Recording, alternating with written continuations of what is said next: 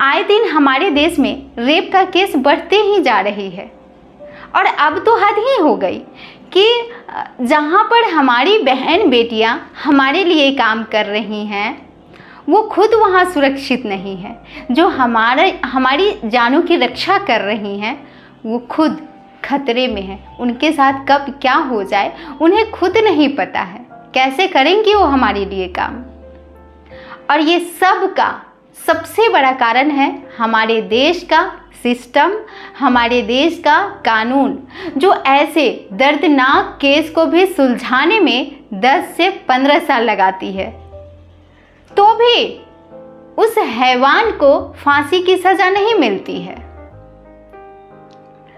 इतना ही नहीं, ये जो 10 से 15 साल केस सुलझाने की प्रक्रिया होती है, इसी बीच अपराधी को बेल पर छोड़ भी दिया जाता है। फिर वो अपराधी बाहर आकर और क्राइम करता है।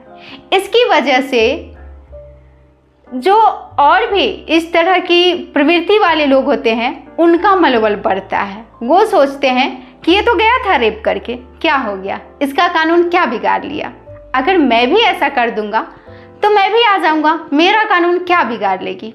और होता भी ऐसा ही है। तभी तो हमारे देश में ये दरिंदगी खत्म होने का नाम ही नहीं ले रही है। जहाँ भी मौका मिल रहा है ऐसे हैवानों को वो नोच खाने को तैयार हैं।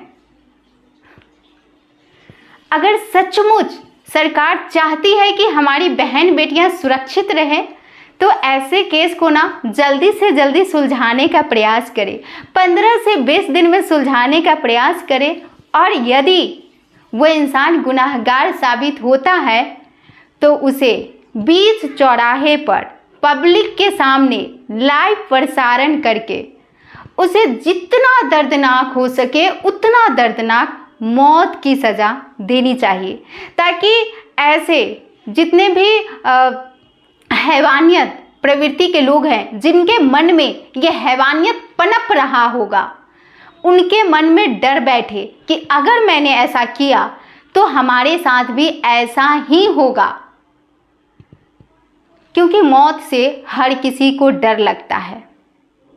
अगर ऐसे ही केस की प्रक्रिया चलती रही तो मुझे नहीं लगता कि ये हैवानियत कभी बंद भी हो पाएगी।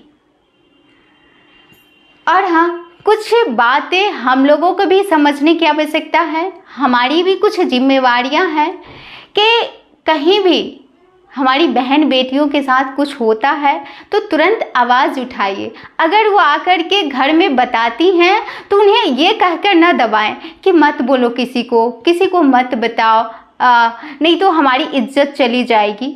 इज्जत कैसे हमारी चली जाएगी? हमारे साथ गलत हुआ है।